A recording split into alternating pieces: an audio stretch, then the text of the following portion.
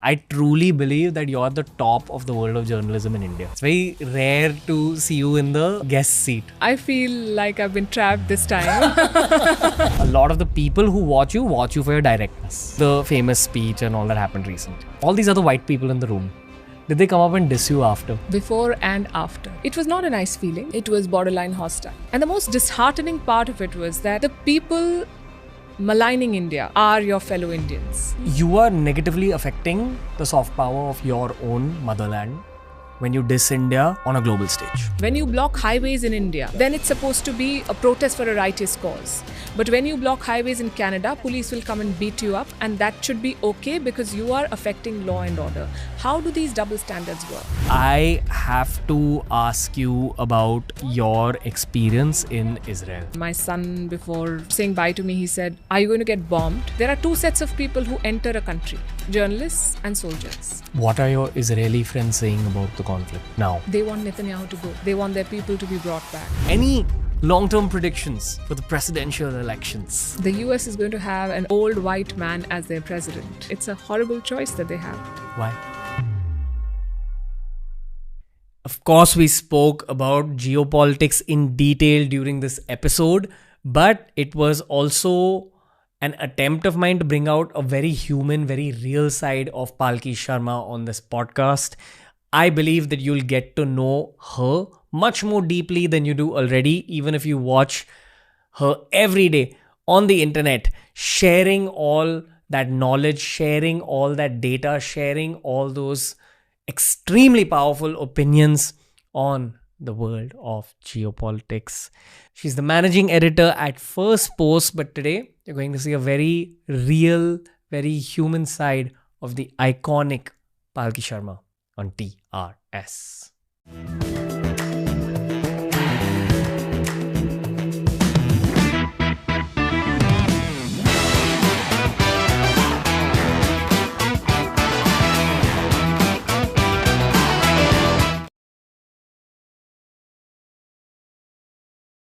Welcome to TRS once again, Palki Sharma.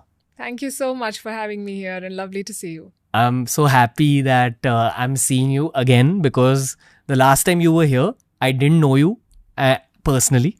And as I told you in that room, a waiting room, that I was deeply intimidated, but I had to put on a brave front to speak to the Palki Sharma. And I feel like over this last year, I've had some fun conversations with you. So now I know you're a normal human. Intimidated is a word that you'll have to explain now. You do you not think that your public image is a little intimidating? You know, I've been told this a few times. I don't know why though. And I think I'm a nice person. I'm not intimidating. Maybe I'm shy. I think that comes across as, I don't know. My angle for you being intimidating was the depth of the knowledge you have. In terms of, as a podcast, I got intimidated because of the possibility that I may not be able to do justice to the depth of your knowledge. That was the... I'll try to take it as a compliment. And I hope this one's more like relaxing for you, this conversation. No, it already is because I feel the ice has broken over this last 1 year. Yeah. But also, I think people assume that you are always thinking and speaking geopolitics because you're the face of India from a geopolitical narrative perspective. And you don't just become that face of India easily. But that's not true, right? You're not always... Of course, to borrow your term, I am a normal human being. I do other things. Yeah. What do you do for fun? I read. Okay. I cook. I try to paint. It doesn't come out so great, but I like it sometimes. Okay. Yeah. Are you aware of the international fan following you have? I wouldn't say fan following, but our viewership is quite good and I'm always grateful. You don't look at it as a fan following? No, I think when you say the things that matter to people, they watch you. Fans, I don't know, I think we have a discerning audience. When we make sense, they appreciate it. When we do not make sense to them or they disagree with our point, they question it. I think that's a healthy relationship. Okay. I'm going to say something that's going to make you a little bit awkward, but it's a very heartfelt sentence. I truly believe that you're the top of the world of journalism in India. You're so much at the top that you're the face of it for people outside of India. But I think for you, you're just doing your job. I'm just doing my job. Okay. Yeah, but thank you so much for saying that. Very kind of you. You don't feel that what I said is true? I don't know. How do you measure what is? Also, not many people are doing what I'm doing. I guess that could explain the reach. Yes, we have a wider global reach compared to some of our peers because not many people are doing international news in India. Fair. Yeah. But also the way you do it has this emotion of bravery and directness associated with it. That's what a lot of social media users pick up on for sure, because a lot of clips get made because of your work. That's what spreads out on social media. And I truly believe that social media is a massive part of modern day media careers. You have to crack that algorithm to reach that pinnacle of relevance, according to me. And that may be my own social media bias because I'm a creator myself. But no other Indian journalist comes up as much as you on algorithms, or also in conversations with people like Balaji Srinivasan that I've had on the show, or any of the geopolitical observers, the diplomats. Everyone speaks about you. So kudos. Yes. Thank you. But I should say here that when we do our stories, when we pick our stories, when we write our stuff, we are not thinking algorithms. We are thinking stories. I wouldn't even say content. We are thinking only stories. Yes, we are trying to bring a fresh perspective. And you mentioned about India, but I would say that, so for instance, Africa. Africa is a very big market for us because we get a lot of response from Africa, because we're looking at Africa from a completely different point of view. We're not seeing it as an exotic land. First of all, we're not seeing it as a country. It's a continent. There are 54 countries. We tend to bunch it all together and think of it as a monolith. It is not. Every country has different ethnicities, different stories, different issues. And, in international press, it all sort of gets bundled as one problem-riddled land. You only look at coups and wars and floods and famines. But we try to do other things. We are looking at how Netflix is, for instance, focusing on Africa because there's a young population. That is going to be the next big workforce. That is going to be the next big market. So I think that is what is connecting us to a lot of people, because we are looking at the other side. I mean, every story has many, many, facets. Okay. The thing is, I'm talking to a senior journalist here. And you have studied wars, geopolitical conflict, geopolitical situation for decades. I want to know what you feel about war, borders, as well as human conflict in general. Like, how is it from your eyes? I think borders give our world a structure. You can't have a borderless world if you're going to administer. Forget countries. I'm saying within countries you have states, within states you have districts, within districts you have villages, and they're all marked by borders. The rules are different, but for the ease of administration, you need structures in place so that you can assign duties to specific individuals who can take care of their role.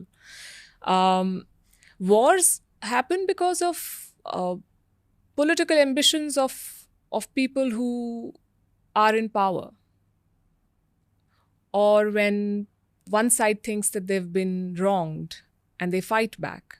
Wars happen because of many reasons. I'm not sure borders per se trigger wars. I think, for instance, in the case of our northern neighbor, China, their refusal to accept borders, their refusal to even respect what the other side is bringing to the table, is what is leading to a clash or a conflict. Right?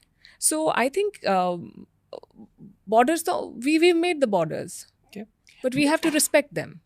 And in life also, not just in geopolitics. Maybe it's a bit of an artsy opinion that I had. And I felt like reading Sapiens changed my viewpoint on the world. Because in truth, from a very human lens, we're still hunter-gatherers in our head. And you've read Sapiens?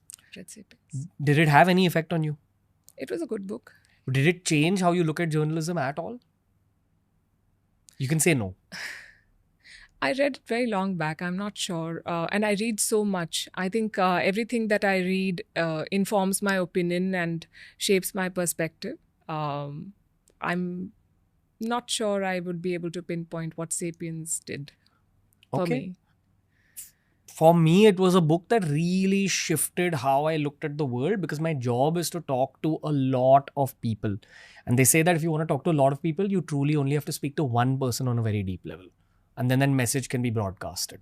It's a trick for public speaking as well. Which is why personally for me, Sapiens was very important. The question I have for you is, what are those like 3 or 4 books that you've read in your life that actually shifted the direction of the railway tracks in terms of how you look at the world or how you look at your own job or life? It's very hard for somebody who's reading all the time, and I've been reading for as long as I can remember, to say pick 3 or 4 books. That's no. where the right person to answer. I think one of the books that has profoundly impacted my understanding of life is the Mahabharata. It's magical.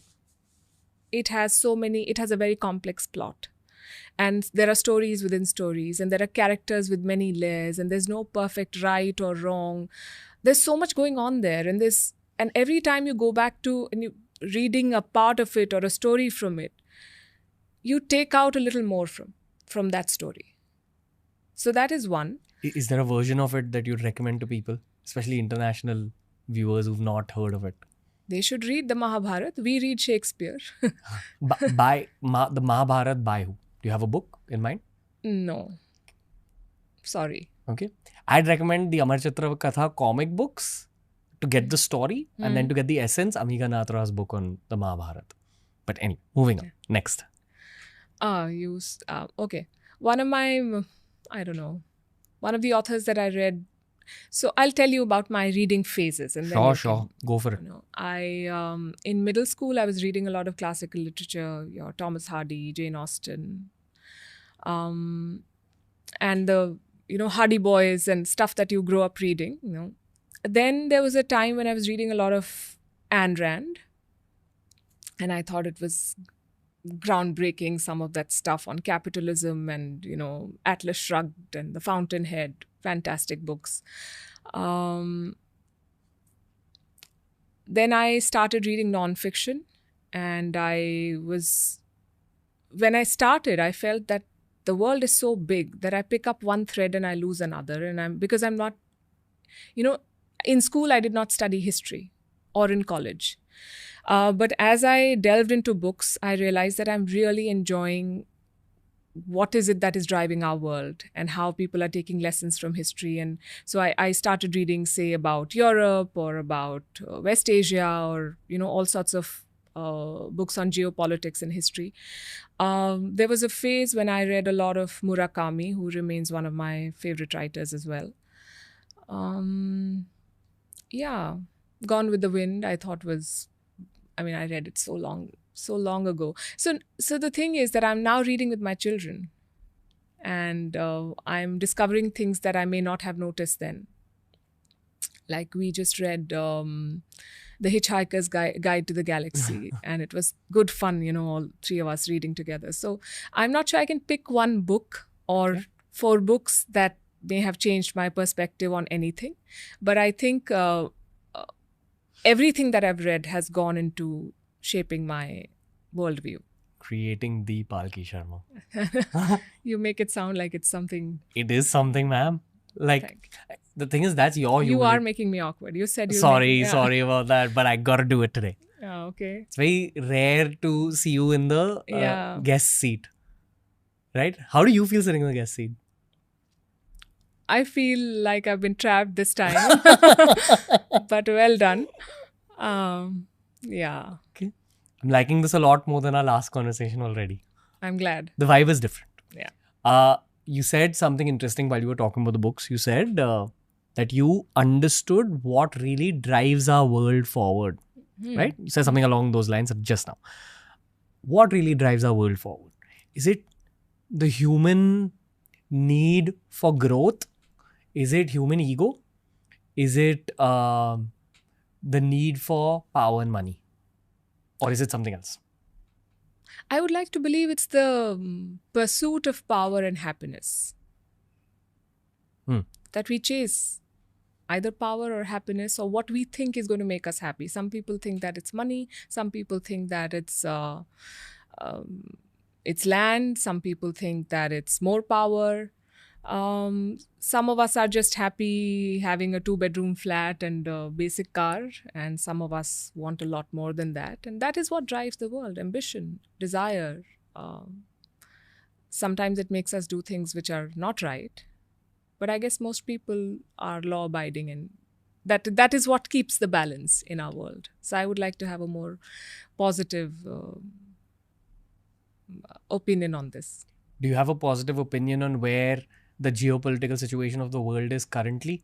So we have wars, obviously. We have 2 big wars happening and more than 30 other conflicts that nobody talks about because, there are 8 million people displaced in Sudan. It's nobody's baby, so no one is bothered. But there's a lot of billions of dollars of aid for Israel and Ukraine. I guess that's also politics.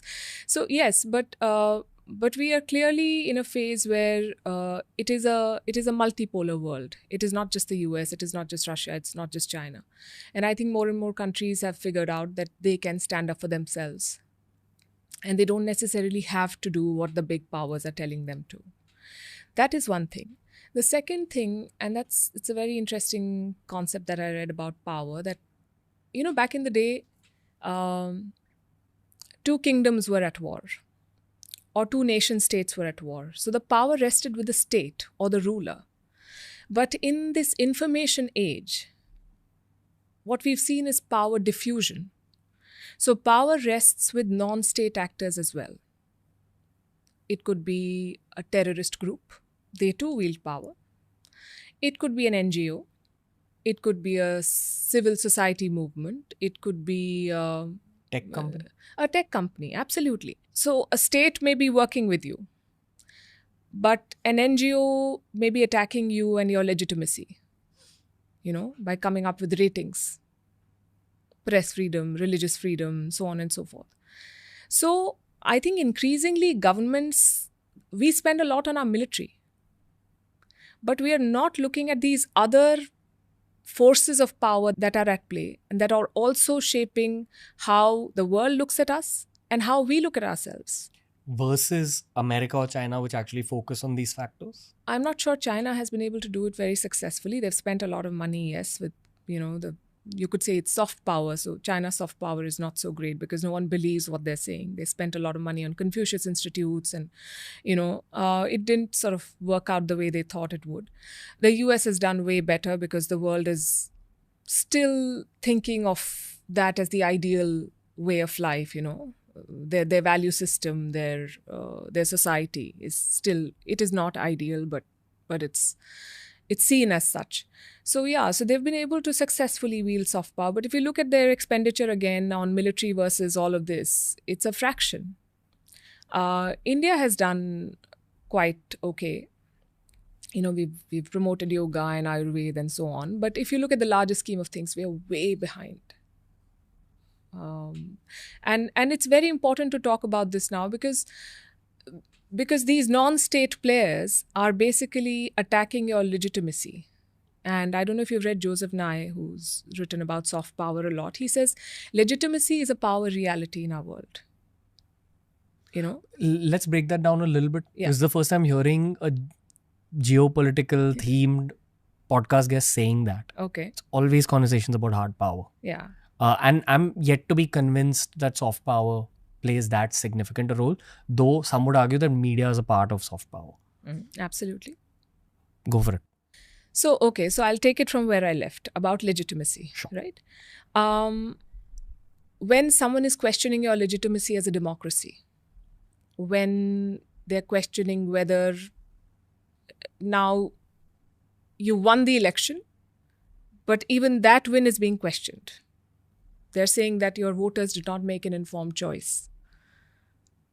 So that is taking away from your, for want of a better word again, legitimacy. How are you going to secure it? the word you're looking for is what. What's that?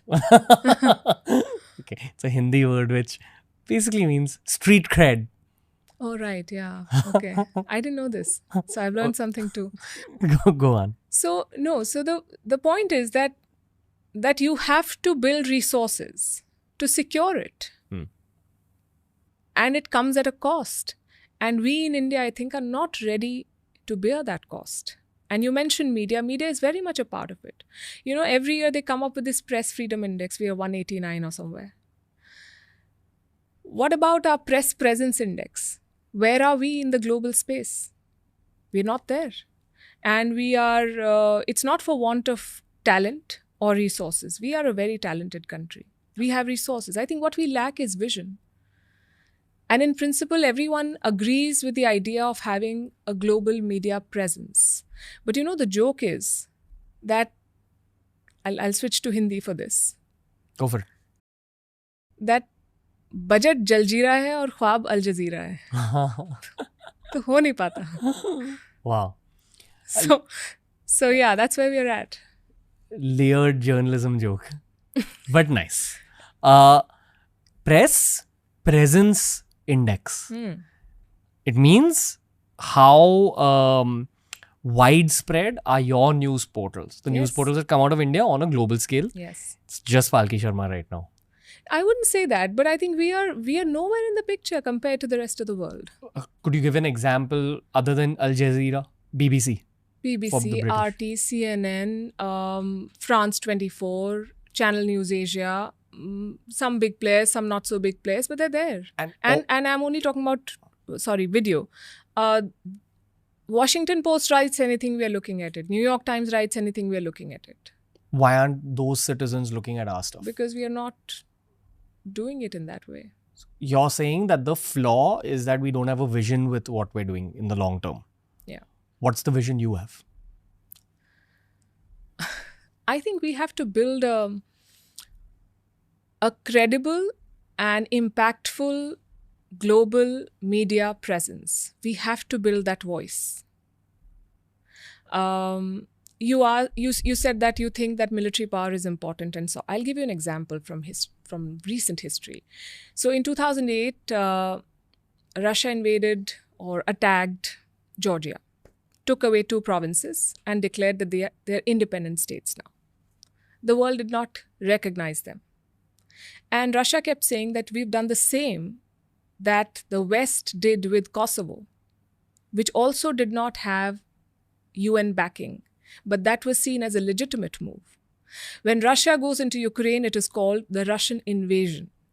When the US goes into Iraq, it is called a global war on terrorism. How does that work? Because the American media has worked over time to tell the world that this is for the global good. Right?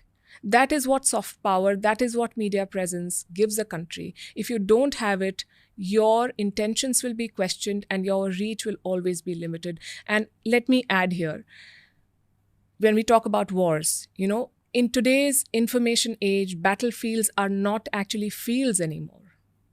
They're here in the mind, right? There's a battle of ideas. Donald Rumsfeld famously, I think it was him or someone else who said that and he said this for the US, which is doing so much already, that in the global battle of ideas, we are sitting on the sidelines. I think that's also true for India. Media narratives shape up human viewpoints. That is a conclusive statement for what you said. Media narratives play a role in how we perceive the world. Yes. But the truth is what's happening in the ground and what's happening in each individual human's head. And there's no way you'll be able to find out the second. You'll never know exactly what's happening in every single human's head in the world. You don't have to know. Isn't that what soft power? No, soft power. So soft power is attraction. Hard power is Might. So your economy, even your technology, military, you can use it as a coercive force. But you don't have to force anyone to watch Hollywood movies or Bollywood movies for that matter. That is your pull. That is your attraction. How sexy you are, soft power, as a country. I wouldn't use the word, but yeah. Yeah. It's basically how sexy is your country on a global scale and your culture. Like Korea, South Korea. Yeah, K-pop, they've spent so much money on K-pop. South Korea, a good example of a country where soft power significantly outweighs hard power. I don't know about, you don't have to out, it has to be, so I'll tell you one more thing. Soft power plus hard power is said to be smart power. And countries should aim for smart power. You can't have one without the other. So you have to have a mix of that. That is one. And second, Bollywood is our soft power. But are you being able to convert that power into some favorable outcome? A better perception of India in an international viewer's head. Yeah. Okay. So Bollywood is presenting us as a fun-loving, singing, dancing society. But what is the conversion? So Hollywood is making endless movies about the Iraq war or the Afghanistan war and showing how their troops are so courageous and how when aliens attack the world, then it's the American forces that go and fight them. They're building a narrative, constantly building a narrative. Are we being able to build a narrative? And I'm not saying narrative has to be lies. It has to be rooted in some truth. Obviously, people will not buy lies. But it has to shape the world's opinion of you and your opinion of yourself. Both are equally important. Because of what? Like why should it shape? Why should the world have a good opinion of you? What does it lead to? It leads to a lot of things. So if you say that India is a country which is not safe, too much red tapeism, very hard to do business, how will an investor look at India? Because big decisions are made by human beings at the end of the day. And who have a perception, and perception matters. Gotcha. So where you are actually wrong, you should fix that problem. But where your perception is based in someone else's prejudice or a situation that is not true anymore. Maybe back in the day, India had snake charmers, but we are not a land of snake charmers. We are a land of coders now. You know, yesterday we did a report on how Indian companies have the highest AI adoption rate. This is the new India. So the world should see it as it is. I sense that changing, or maybe that's just an optimistic viewpoint. Again, this could totally be a bias, and please correct me if you disagree.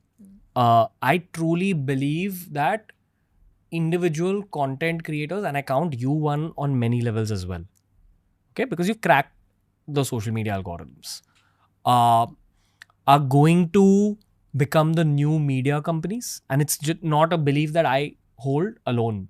A lot of the people I end up meeting at business conferences and all also believe this. In fact, that thought entered my head through my interactions with the world. Now, as my career moves forward, as long as I stay out of trouble, I think I have more influence, or my voice has a larger stage. So what I truly want to tell the world as a human being is coming out.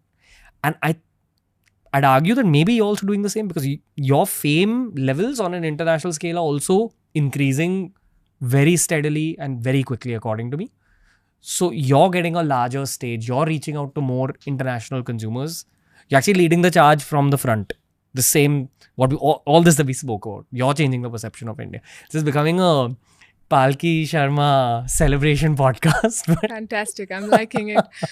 So there are, okay, you've touched on so many things. Individuals obviously matter, that individuals are central to what we do. In storytelling, in content creation, whatever you call it. Sure. It's about people, from people to people. Okay? And there are, I might forget, so there are two parts to this. Why individuals matter. Let me first address that. Someone spoke about the paradox of plenty. There's an explosion of content in our world today. There is so much going around. So when information or content is plentiful, what becomes scarce is attention. Right? People are overwhelmed with what they see. So they don't know what to focus on. So they will turn to cue givers, people who give them a cue. It could be editors, it could be influencers, it could be thought leaders who are basically telling them this is important, focus on this, and the rest is clutter or background noise. And these are people who've built credibility. So if you have credibility, people will come to you to listen to your point of view and to focus on things that you say are important. That is why individuals have that attraction, right? That is one part. The second part, will they be media companies? How can individuals scale it? Individuals with a vision and with potential should ideally create institutions that outlast them,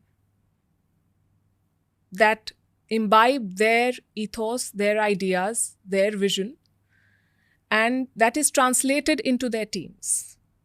So ideally, we should have 10 more of you and many more people doing what I'm doing, because we are not here forever. And that is what all of us should aim for. In my content creation journey, I've known this and I've tried doing this, but it doesn't work as effectively as one face and one voice and one, for lack of a better word, icon putting out his or her opinions. In the modern day, I feel people listen a lot more to human beings because of a trust factor than institutions. And I say this while I agree with you that something should outlast. I think when we have different people, we'll all find our tribe, right? I have a lot of very, very bright colleagues who are doing their own thing. And I've spent many years doing what I'm doing. So I found an audience that connects with me.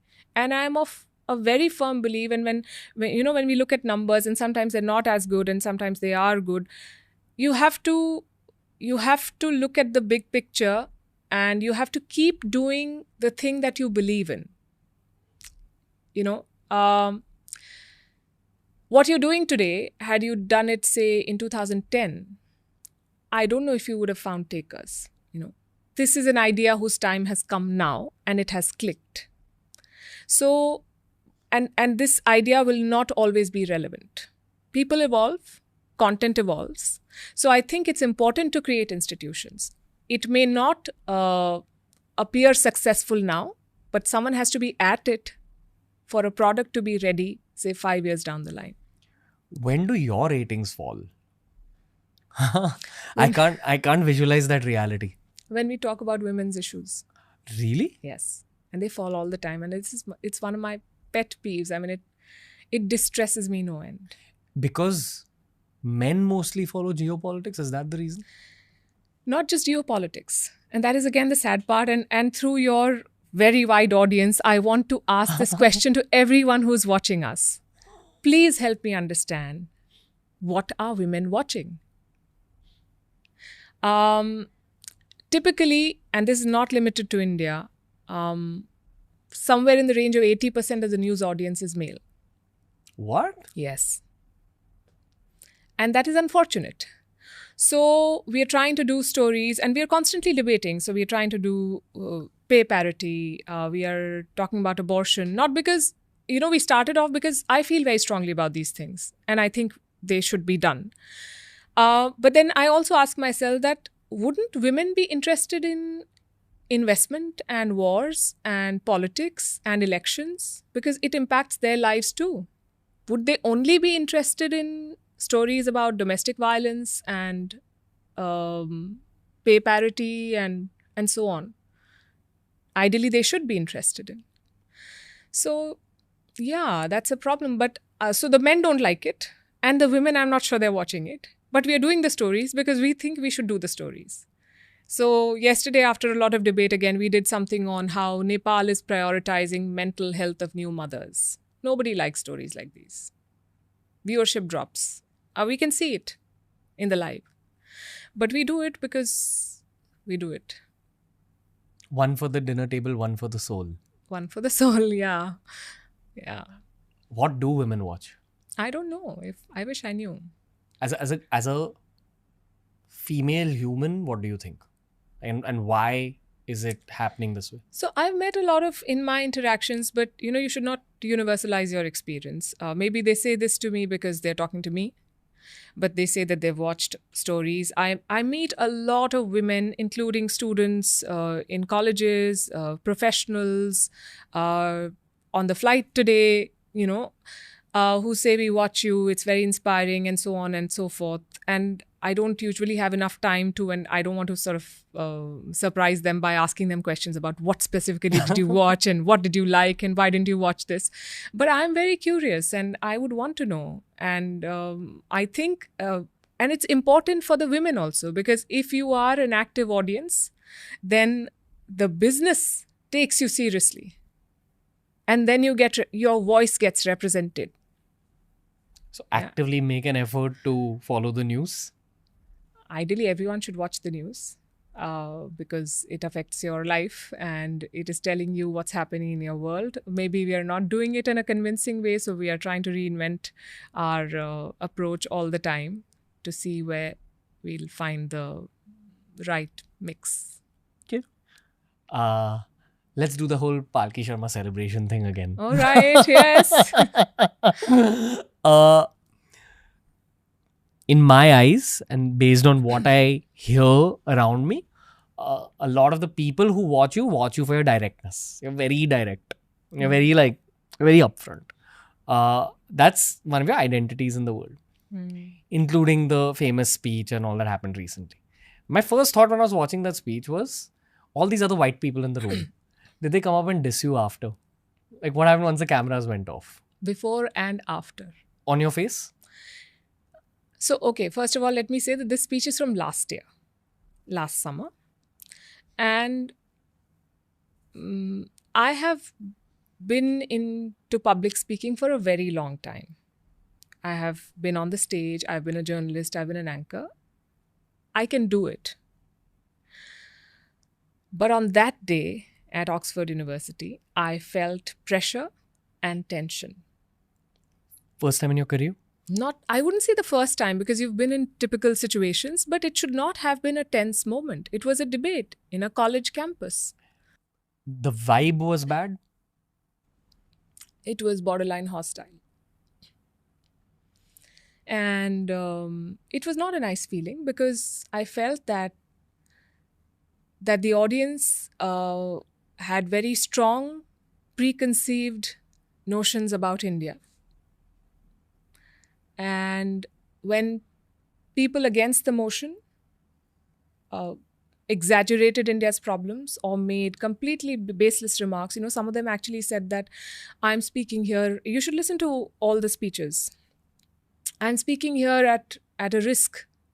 And my family is worried that when I land in India, I will be arrested for saying what I'm saying.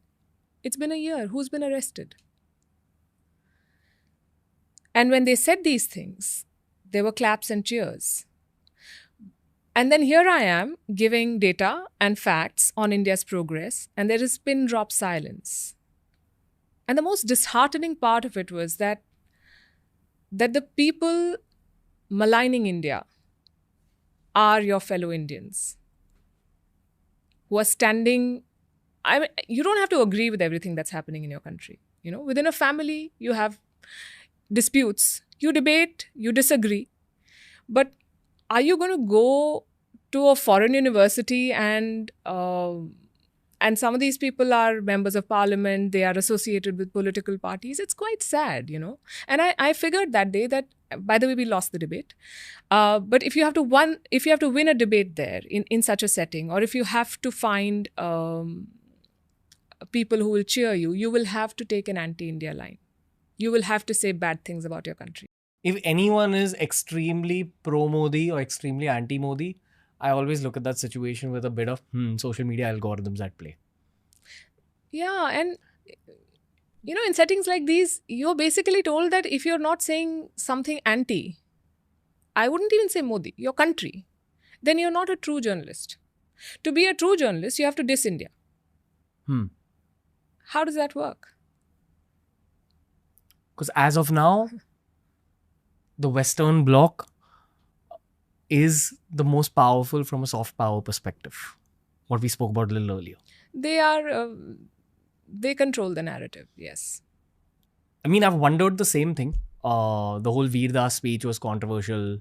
And for some reason, I'm also a poster boy of being very, very pro-BJP and pro-Modi. My angle on human beings, and this is after doing 700 podcasts, is that if you have very, very strong opinions about something, then are you even ready for a conversation? Uh, and my other angle is that no matter what your opinions are, no matter how anti BJP or anti Modi you are, don't diss India on a global stage. It's the equivalent of scoring an own goal in football or like a purpose misfield in cricket, which shouldn't happen.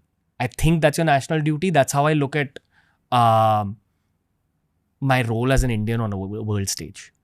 I mean, see, yeah, you could argue that it was a debate at the end of the day and they had to present their side. But there's a way to do it. And I would say that every Indian outside of India is India's brand ambassador. Yeah. Right? So you can't make baseless claims. You are negatively affecting the soft power of your own motherland when you diss India on a global stage. At least talk about it in a more nuanced manner than blindly saying, oh, I'm going to get arrested for what I'm saying, this, that. I think it stems from something else also. It stems from the fact that for whatever you do, and this is the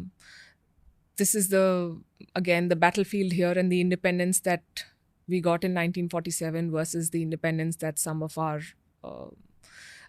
fellow citizens are still seeking mentally from colonial powers. You still need validation for your systems from the West. You still need them to say that, yes, this is right and this is wrong. This is a perfect democracy. This is not a perfect democracy. This is freedom of speech and this is not freedom of speech. I've been saying this for many days now. On American campuses, on European campuses, there have been protests.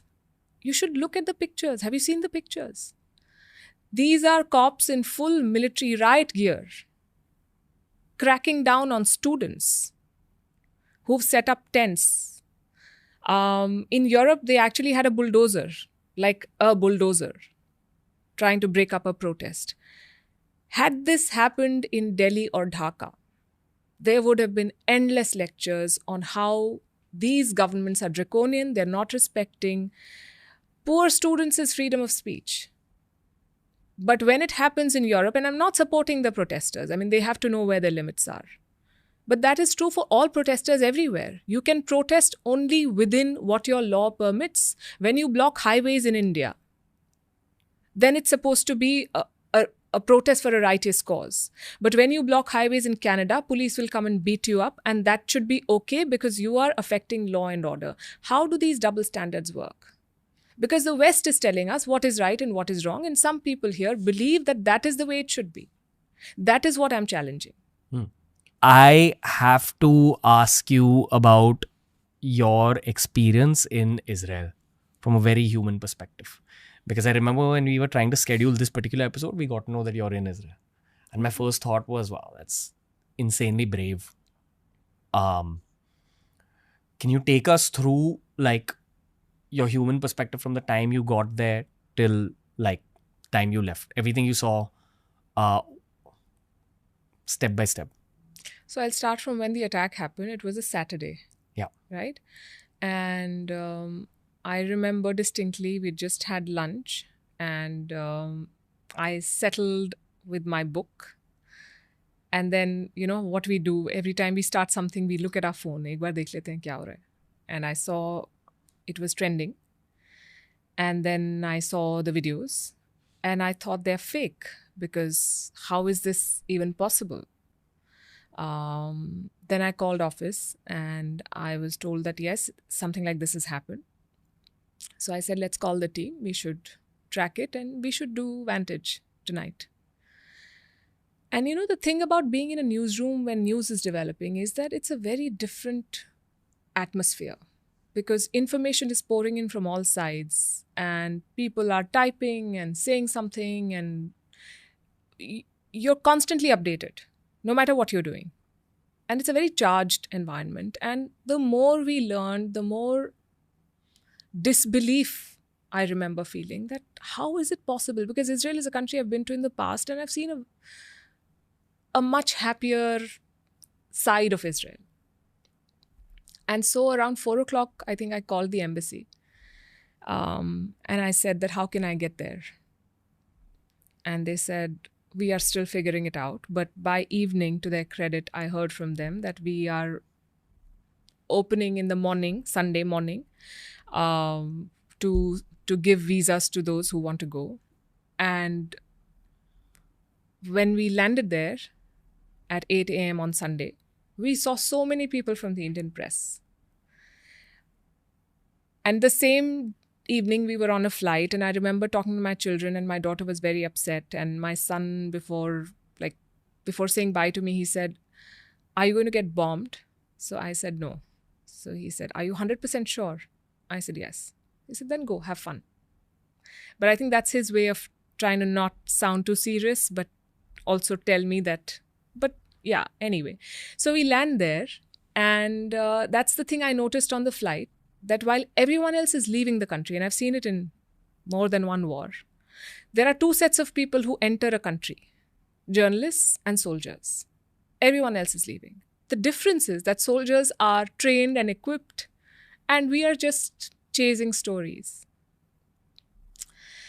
And at the airport, we heard the first siren. The Ben Gurion airport had come under, they faced some sort of fire, and we all were made to run into a shelter. And that's a very, very hard entry into a war zone. And there were three of us, and it was quite shocking, obviously. Was there any fear inside you when you were on your way there? No. You're just sure of doing your job? Yeah. I was very sure that I have to go and do this. And I think more than that, I was very sure in Israel's ability to make sure that this will end quickly. That, I don't know. Maybe because I have a lot of friends there. That's the side of Israel that I'd seen. It hasn't turned out that way, and it's become very, very chaotic and unfortunate now.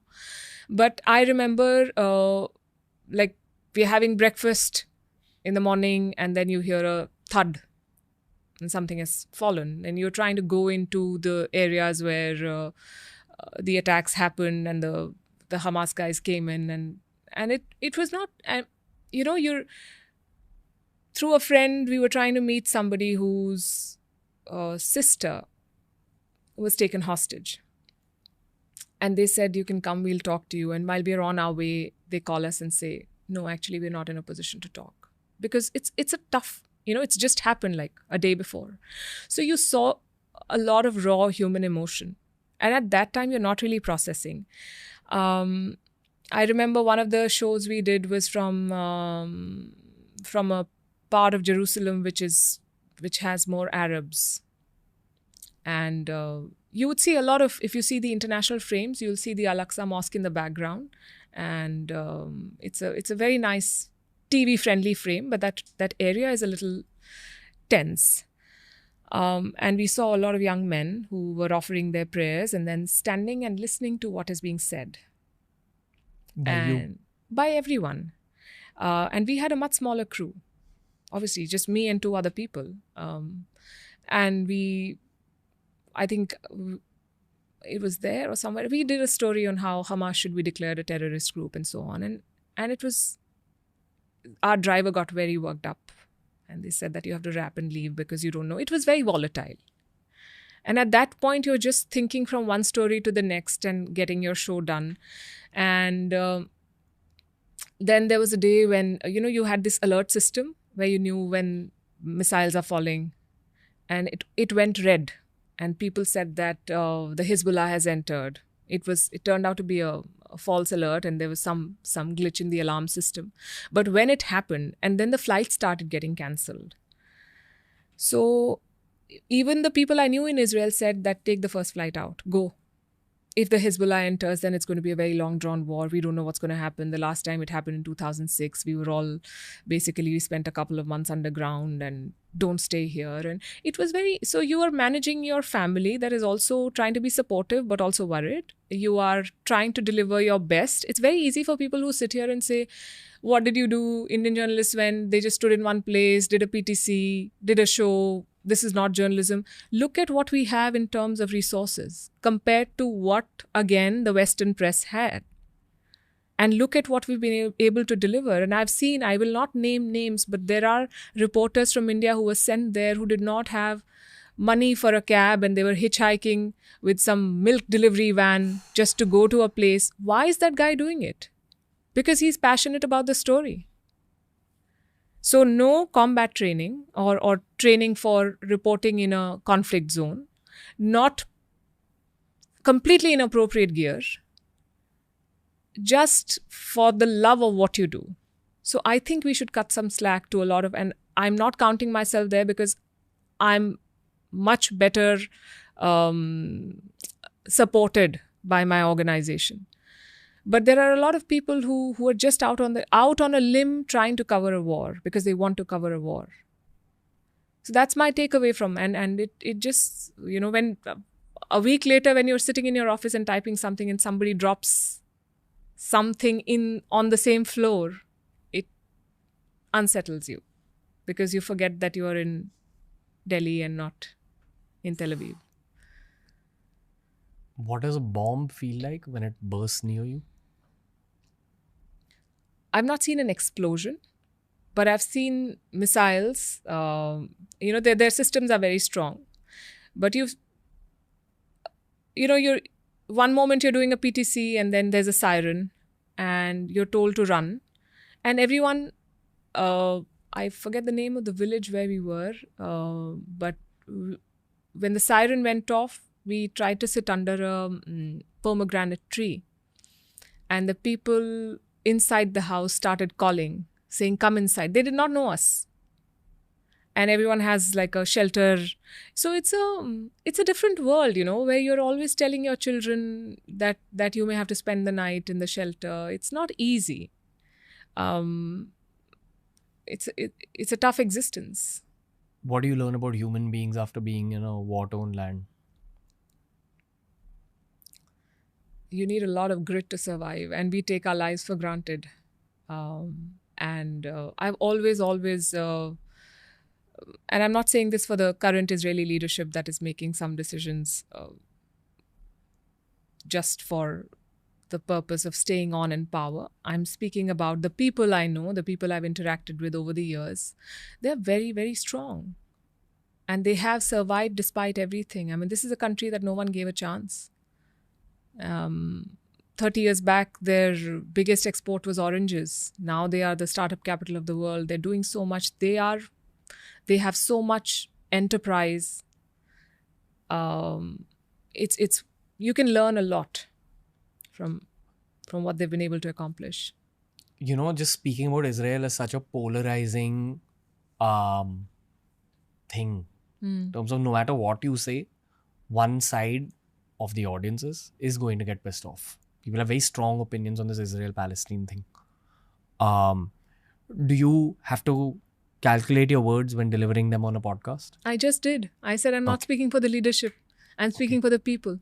Because you cannot overlook the fact that on the other side, and I have, by the way, I have spent time in Ramallah as well. I've seen that side as well. People per se are not a problem. It is the leaders who have certain expectations and who use people as cannon fodder. Right? The people of Gaza are suffering. More than 30,000 civilian deaths is a very big number. There is bound to be anger and there is bound to be a pushback. These are human lives we are talking about. And it is very unfortunate. It should not have gone on like this. And the world has no strategy. What are the Americans doing? Until recently, they were dropping aid packets on Gaza and giving weapons to the Israelis. You fire these weapons, then these guys will run and then we'll give them aid. It makes no sense. Right? It's geopolitical strategy along with great PR. I don't think the PR is working. I think it's because of the election, because in the US, for Joe Biden's party, the Muslim American voters are very, very big. And the liberal youth, they are big supporters of Biden, and that number is shrinking because of this support to Israel in the Gaza war. So there's a lot of political calculations at play. But I'm saying that it's not a black and white equation. It's not possible to say that this side is right or that side. It's a very long drawn conflict, but that does not mean that cooler heads should not prevail, and There has to be, you can't keep fighting endlessly, right? You have to find a way to resolve this. You spoke about the taxi driver who got upset with you, Mhm. and the guys who were standing around you in Jerusalem who were gauging what you were saying on the news. Did their opinions affect your opinion on the matter? No, I said what I had to say. I knew where they were coming from. And I'm talking about the first week after the attack. So the sentiment was very different from what it is right now. At that point, uh, Israel was clearly the victim of an unprovoked attack, and a very heinous one at that. So I did not use any of these qualifiers. Now I see that it should not have gone this far. There should have been, what is the strategy? You can't carry on urban warfare like that, bomb and then send your soldiers on the ground and just indiscriminately kill. That's not how it works. Unfortunately, I don't have a solution. If someone were to ask me what is going to work, I don't know. What are your Israeli friends saying about the conflict now? They want Netanyahu to go. That's the general sentiment. That is the general sentiment. He is not a popular leader. They want their people to be brought back. There are so many hostages still in Gaza, and when every bomb that Israel drops there puts them at risk. And, you cannot erase a group. You cannot. These are people we're talking about, So you have to find a way to engage. And it's not going to be easy, but where do you draw the line? And what is your, I think in every war, in every conflict, you have to figure out what is the goal? What are you trying to achieve? What is Russia trying to achieve? Is it Ukrainian land? Or is it Ukraine's capitulation and agreement that they will not join NATO? What is Israel looking to achieve? Eradication of Hamas seems like a very broad and honestly unattainable goal. Because you may kill the Hamas leaders, but you will radicalize so many more who may call themselves something else. So it's not ending. All people in Palestine or the Palestinian territory should not be punished for the horror that Hamas perpetrated. So there's no way to predict geopolitical scenarios when they are this tense. You can't predict where they're going. But I'm asking the student of history and you this. If history truly repeats itself, do you have any guesses about where it's going or how a solution can be found, or not at all? No, a solution is always going to be found through a conversation. After the Yom Kippur War, there was a solution, There was a talk, right? And both sides came to the talking table. So a solution has to be found. The only thing is that what makes it tricky? Okay, let me come out of that. Let me look at the other side of this. India versus China.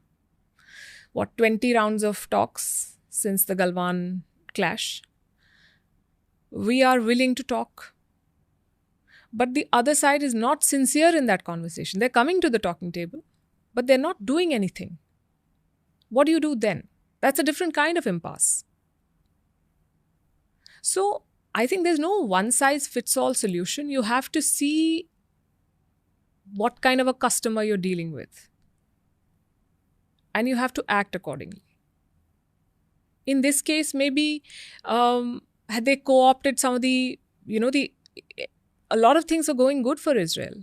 After the Abraham Accords, Arab powers giving them recognition. The Saudis were very close to or were working on recognizing Israel and establishing some sort of a diplomatic relationship. And right after the attack, there was a lot of anger against the Hamas leadership, including from, they may not have said it publicly, but you saw that there was pressure. In hindsight, a more astute leader would have capitalized on that and worked with them. But here there was this urge to show that that we can use brute force. There was an intelligence failure.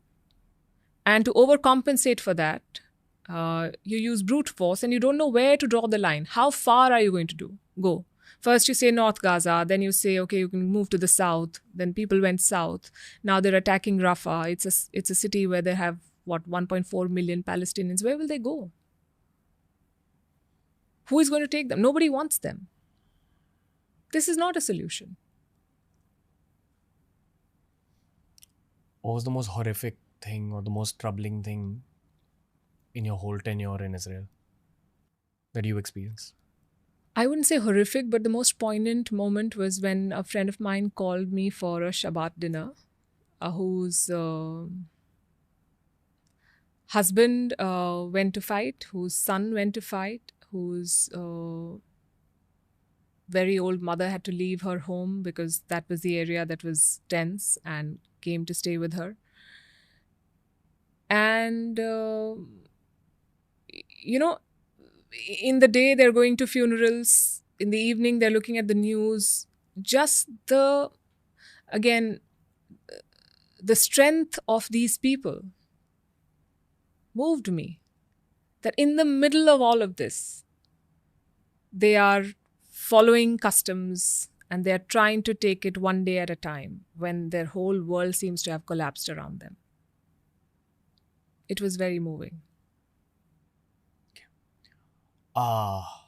You briefly brought up the India-China situation.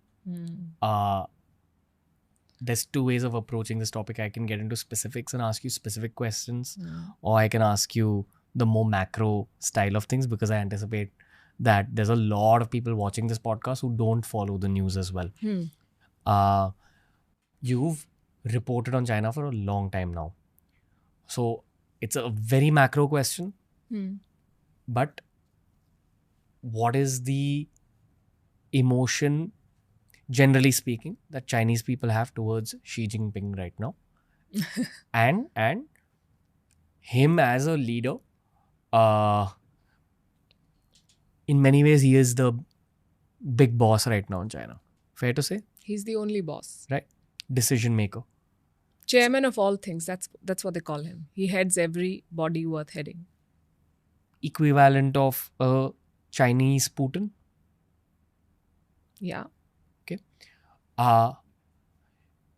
Xi Jinping, what's your reading of his psychology and how he's looking at ties with India?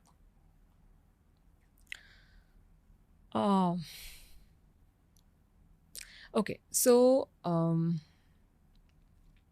I don't know how much of Chinese history you've read. One of the biggest fears of the Communist Party in the last century was to not go the way Soviet Russia did. Communist regime that imploded, right? So they decided, Mao did whatever he did, the Cultural Revolution and the crazy experiments that he did, which made the Chinese miserable, but nobody could question it. Then came, I'm talking about broad, Deng Xiaoping. And he gave the slogan, hide your strength and bide your time. Do your work, basically. Don't upset the apple cart. Just focus on what you have at hand and work on the economy. And China saw a lot of progress in that period. Then in the first 10 years of this century, the Chinese say it was a lost decade. They could not do as much as they wanted to. So this is the China that we've seen, and the Chinese kept telling the world that we are going to have a peaceful rise. We will not upset anyone. Then comes Xi Jinping, who starts a crackdown on corruption and puts millions of people in jail or out of work in the name of fighting graft, including top people in the military. And that crackdown still goes on. You know, they call it the tigers and flies. So he says that he will go after the big players, the tigers, and he will swat the flies, the smaller local level corrupt guys. But the Chinese regime and this is not limited to Xi Jinping, has always been worried about people demanding their political rights. So it is not a very commonly known fact that China's expenditure on internal security is more than their expenditure on external security or military forces. That is how much money they are scared of protests. That is why the firewall, that is why the tight curbs on what information goes to people. In the age of the internet, it's not easy to always stop everything. The tight curbs on psychology. Yeah. So that is one challenge for him. The second challenge is the debt bubble. Local governments grew because they took a lot of debt. That debt became unsustainable. The property market, that bubble has burst. Some very big players have gone under. Evergrande, Country Garden, others, they've struggled. There are people who put their life savings into homes, did not get the homes. The money is nowhere to be found. The builder is gone bust. There is a lot of anger there. Then the banks cannot take any more loans. China's debt is unsustainable. So is America's, but this is a more peculiar case. So one reading is that, and while all of this is happening and there's a lot of internal chaos, this guy goes around poking everyone. Philippines, Vietnam, India, US, Japan, Australia, picking fights with everyone, left, right, and center. They have a lot of money. They have the biggest navy in the world. They have a big military infrastructure, but it's an untested military. Nobody knows. Just having weapons does not ensure victory. The US saw it in Vietnam. The US saw it in Afghanistan. You could say those were different conflicts, but I'm saying that's not enough. What are you going to do? Then he wants to take Taiwan. So I think one reading is that, and I also subscribe to that thought, that he overplayed his hand, tried to do everything too soon. China isn't there yet, and the pandemic did not help him at all. So they tried to do their own soft power thing and hard power. They tried to mix it with this BRI. They gave loans to a lot of countries. But those loans became debt traps. So those countries are regretting. So basically, you've spent money, you've built a force, but nobody likes you. Your own people don't like you, and your neighbors don't like you, and the rest of the world doesn't trust you. It's not an ideal situation to be in. Having said that, there is no credible or significant challenge to his power in today's China right now. And so? And so we'll have to wait and see what happens. The only people who are capable of making predictions are the people who study situations day in and day out. I'm not making predictions. I'm just giving you my reading of the situation. Things can... Ma'am, you're in pole position to give the readings. Thank you. And you insist on calling me ma'am, so we'll let that slide. It's either bro or ma'am, so you choose. I like bro.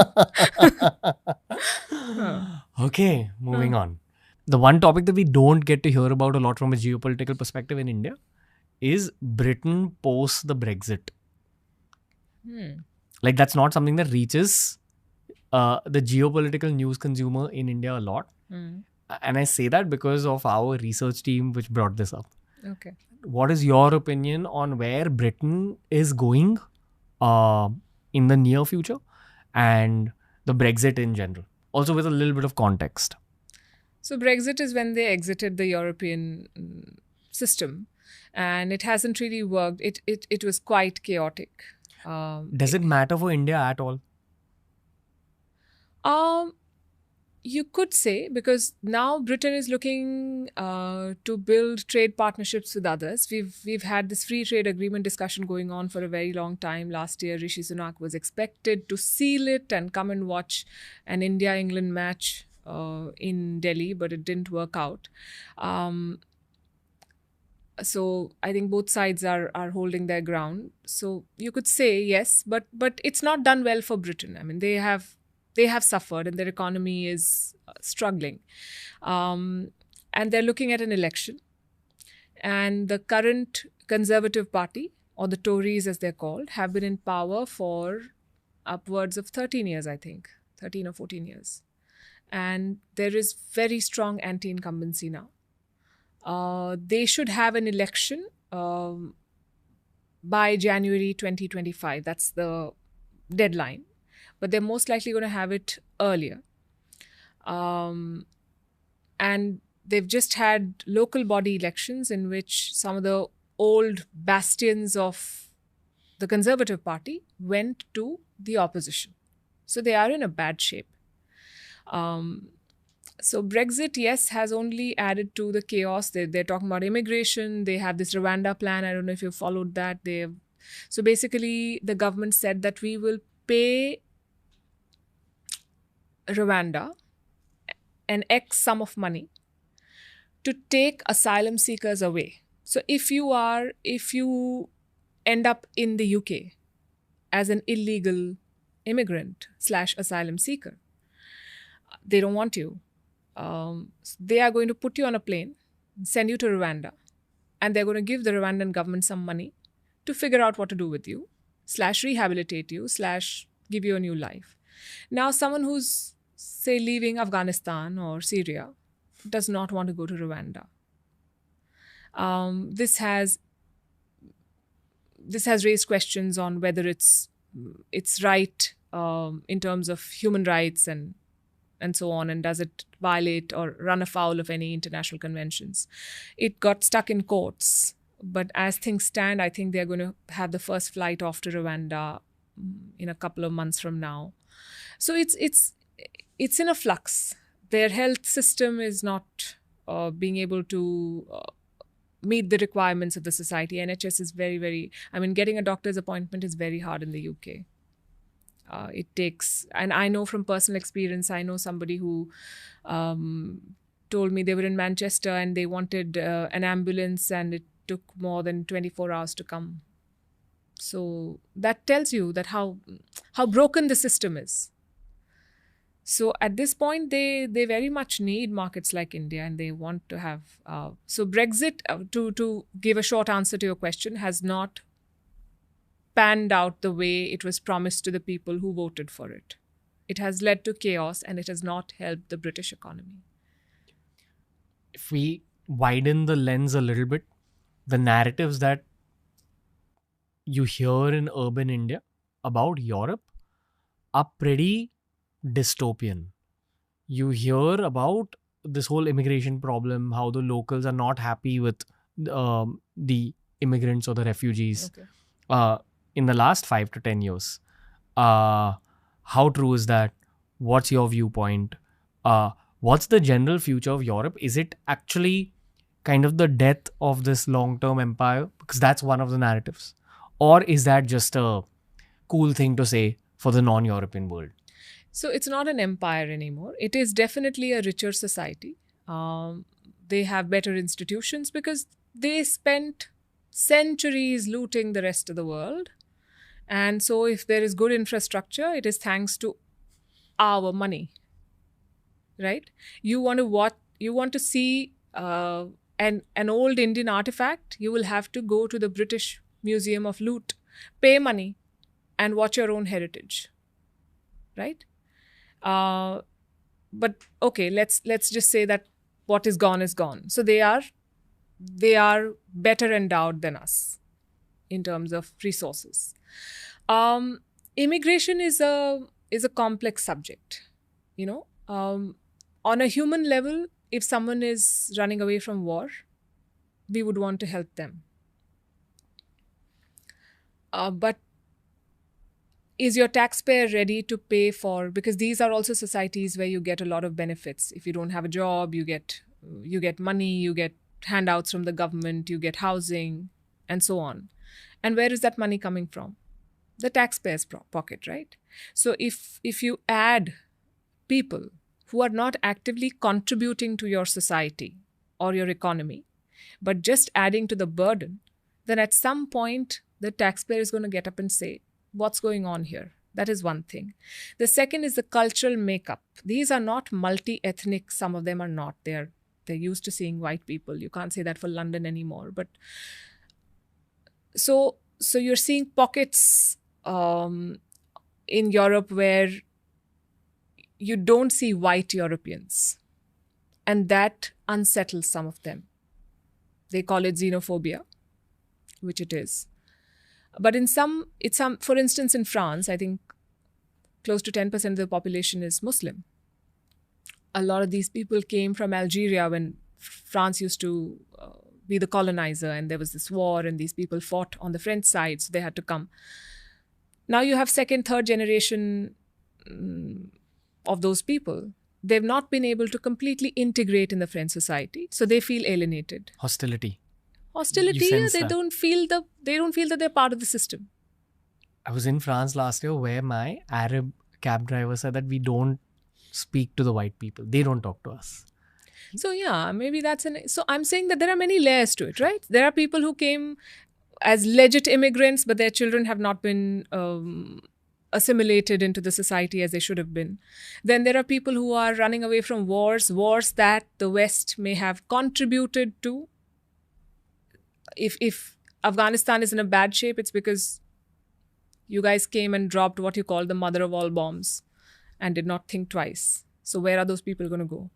When the Ukrainians come to Europe, you welcome them because they look like you, blue-eyed, golden-haired. But when Arabs come, then you are not so sure. That's one side of it. And all of these are realities. You can't say one is correct and one is not. So there is the economic angle to it. There is social and cultural angle to it. And then there is a third dimension.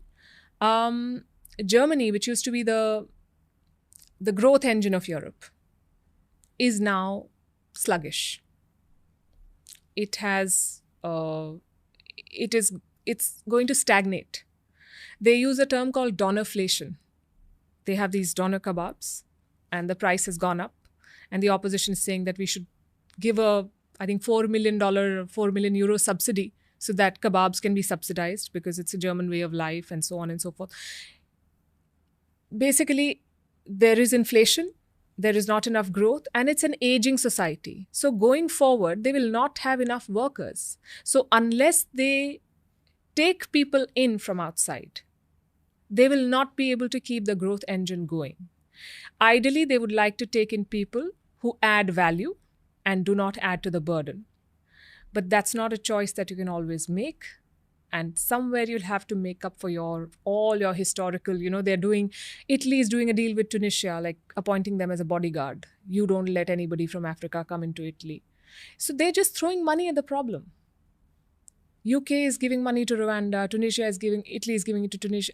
That's not working out as they would like it to work out. So people are still getting on board, boats risking their lives, boats capsize, people die, just in the hope of finding a life in Europe. That is a very sad reality. You'll have to look at all of it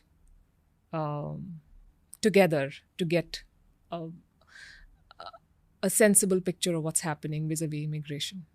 Wasn't there a phase in history where, I think this is pre-Crusades, I actually don't know when, because I've not studied medieval European history, but Europe was majority Muslim at one point, or parts of it? Parts of it. Spain was, I think, right? There is a theory I've read where they say that it's becoming an extension of Arabia again. I think that's xenophobic trope. I have no biases here. No, I mean, what do you mean by it becoming an extension of Arabia? Yeah. Europe has benefited from the riches of the rest of the world. And now Europe will have to accommodate the rest of the world. That is what it boils down to. I mean, look at Iran, for instance. They had oil reserves. There was a time when 5 odd big oil companies, all of them based in the West, had control over all the majority of the known reserves. And they tried to divide everything that was there amongst themselves, took all the money, plundered these lands. Now they can't turn around and say that everything that's happening there is your problem, not ours. Have you been to Iran? No. Would you go there for the sake of work? Yes, absolutely. Why wouldn't I? Iran has suddenly become geopolitically very significant in the last 2-3 years. They've always been geopolitically significant, Hmm. but they're in the news a lot more in the last 2-3 years, including this recent, the Israel-Iran missile strike. We had Avijit Chavda on the show, who basically broke down the whole missile strike, and he said that it seemed to him like it was more of a show of power rather than an actual kind of attack. Like it was an attack that was easily intercepted by the Iron Dome Yeah. of Israel. So specifically with Iran, what's happened in the last 2-3 years that they've risen to this point of geopolitical relevance. And also I remember just the phase that preceded this current one of being in the news, there was a lot of protests going on in Iran at the time of the Football World Cup and a little bit before that. Is that linked to this phase? No. Not at all. Okay, let me give you an overview of Iran. I think we're covering countries and regions one by one. So Iran was, under the Shah, was completely pro-West, right? Very liberal.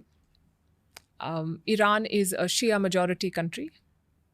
The other Arab powers are Sunni majority. So there's this sectarian divide. Post the 79 revolution, Khomeini came to power, the mullahs came to power, the clergy, and they dismantled everything that the Shah stood for, and they made it a very, for want of a better word, they turned it into a regressive society. They took away a lot of freedoms from women.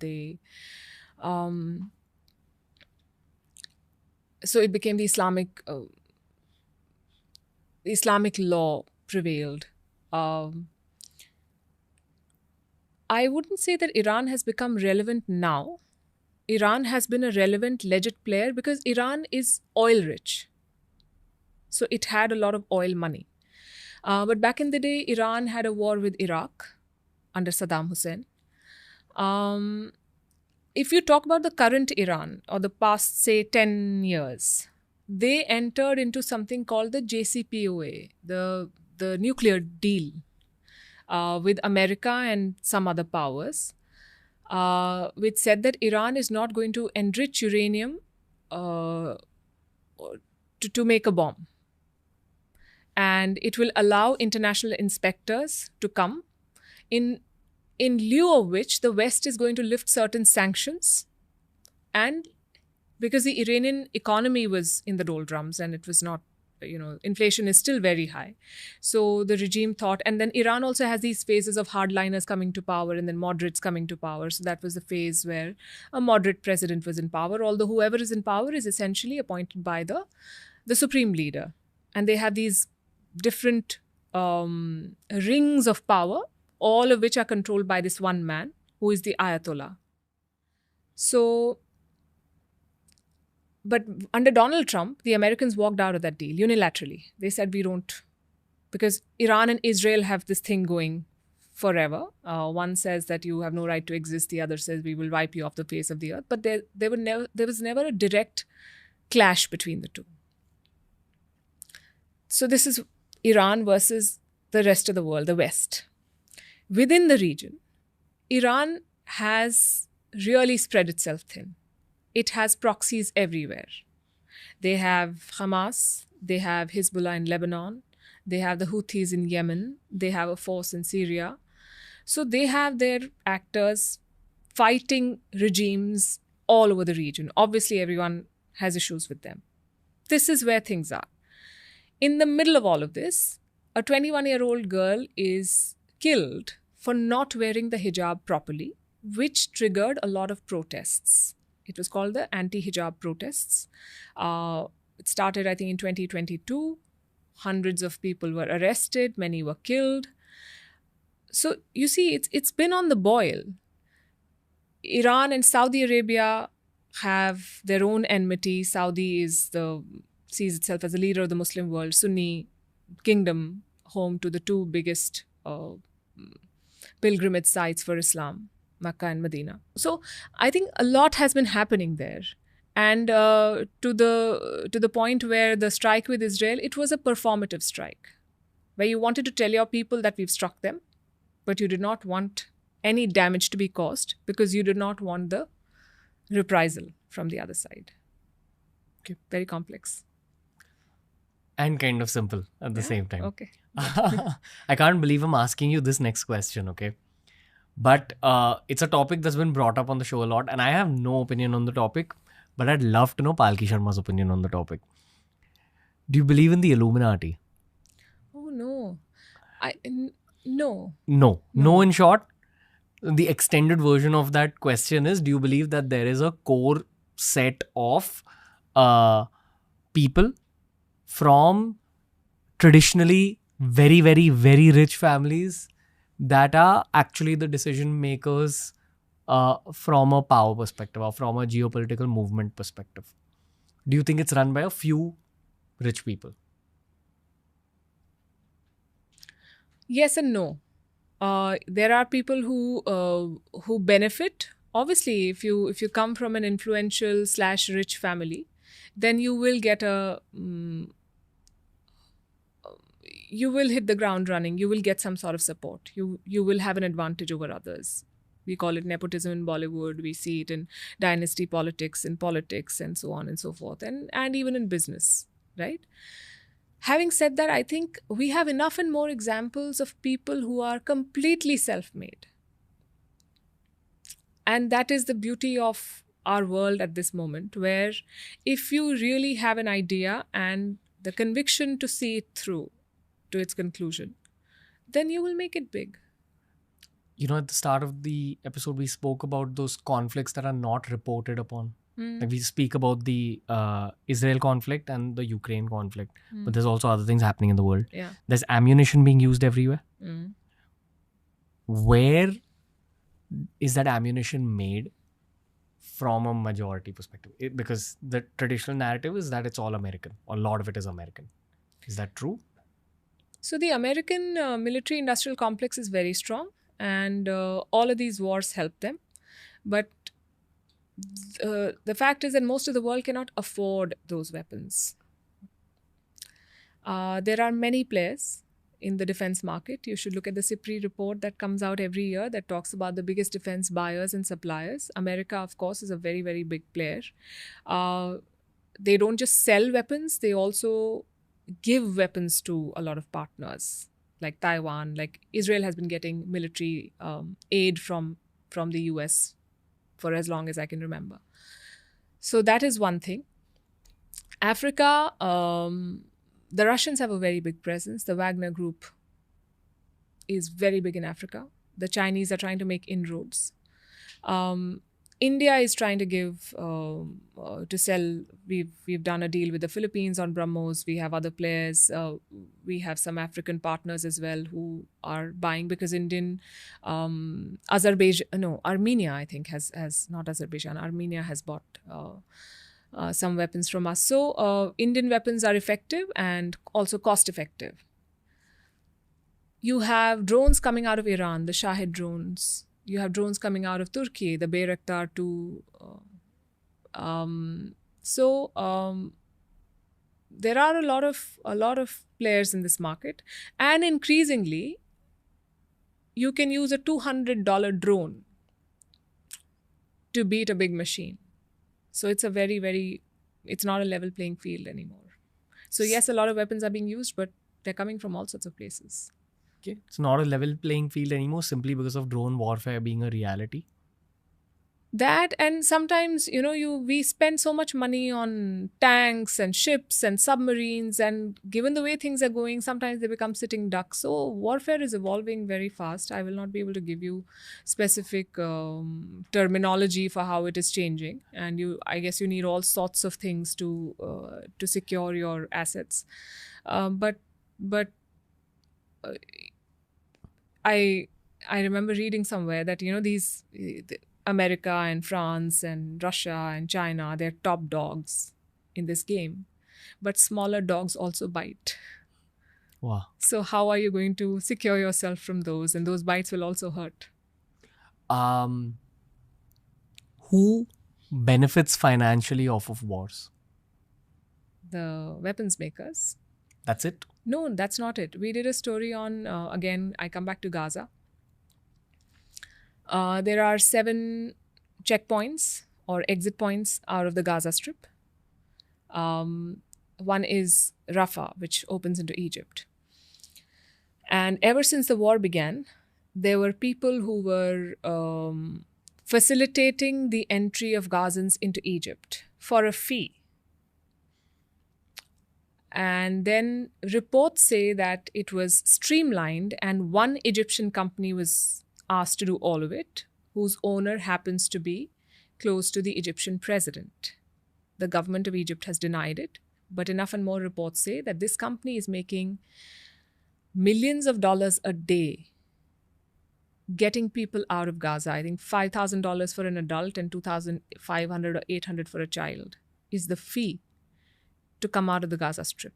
They are making money off a war. When aid trucks go into Gaza, there are Palestinian groups that say, we will offer you security and support, but we want a share of the aid. And that share is taken and sold in the black market. So war has its own economy that evolves. It's not just the weapons makers.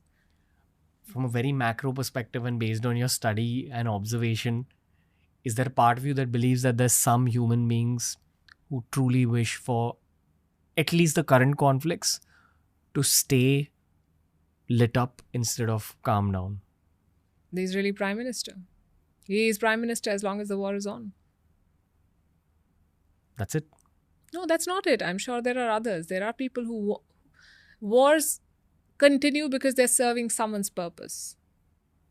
So yes. That was my actual question. Yeah. Okay. We're almost at the end of this episode. We cannot complete a geopolitics special without speaking about America. Any long-term predictions for the presidential elections? The US is going to have an old white man as their president. That's it? That is a very accurate prediction. Both the people in the fray are old and white. It's a horrible choice that they have. Why? That's their politics. It's Joe Biden or Donald Trump, right? Where is the diversity? Where is the youth representation? And on First Post on my show Vantage, we've done a lot of stories where we talk about what's... So again, to be able to say where is a society or a country going in one answer is trying to attempt too much. And the US has a lot of things going for it, but they have a lot of challenges as well. Immigration is a challenge. Abortion rights are a challenge. When half of your population is not given the right on their own body to choose what they want, it is a problem. How do you call yourself a first world country, a developed country, when you are going to impose such regressive laws on your women? Where is the freedom of choice? And this is not a pro-life argument. I mean, what about the life of the woman? So that is a very significant part of the conversation now in this US election. There is gun violence that remains a big concern. And again, the gun lobby is very strong. They make so much money and they've sort of sold this idea that people need to be armed to be safe. But the US also has a lead on a lot of things, say in terms of technology. We say that chips are the new oil. And while your Taiwan and other countries are manufacturing chips and there are other countries that are creating technology to manufacture chips, the design is happening in the US. So companies like NVIDIA, they're very big, they're very powerful. So they still have a lead on a lot of things. If the growth of the USA were in your hands, who would you like to see as the president? Other than these two guys? It's not my choice to make. It's not my choice. Do you follow American politics? Of course I do. Very closely? Yes, we have a show called First Post America that is doing the build-up to the upcoming US election. We are covering it in a big way. Okay. How about the next elections? Who would you like to see contest? I would like to see a woman leader. Not just in the US, but in a lot of other... How many times, you see all these sound bites. Every day I wonder to myself that all these grown men are fighting like kids and saying all sorts of atrocious things about each other. One is calling the other a dictator, somebody saying something, bad mouthing, calling names. Women leaders are not doing any of this. They are governing their countries. We don't have enough of them. We saw it during the pandemic. Some of the best managed countries and societies were led by women.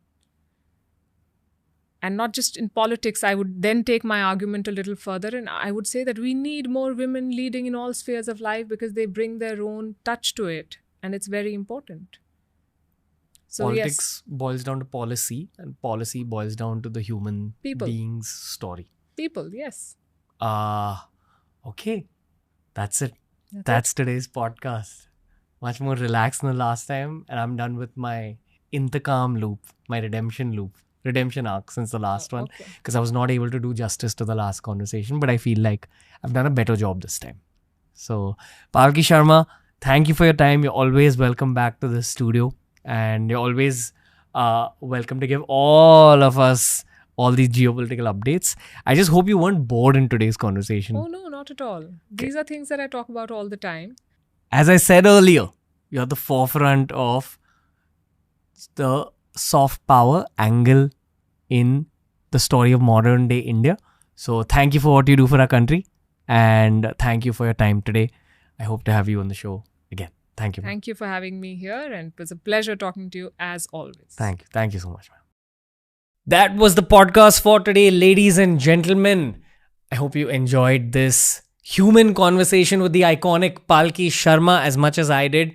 If you're someone who's new to the channel, make sure you go and check out the rest of our podcast library. There's a lot of evergreen podcasts. And as for this particular one, I truly hope that Palki Sharma will be returning to the Ranveer show very soon because there's always a lot happening in the modern geopolitical climate of the world.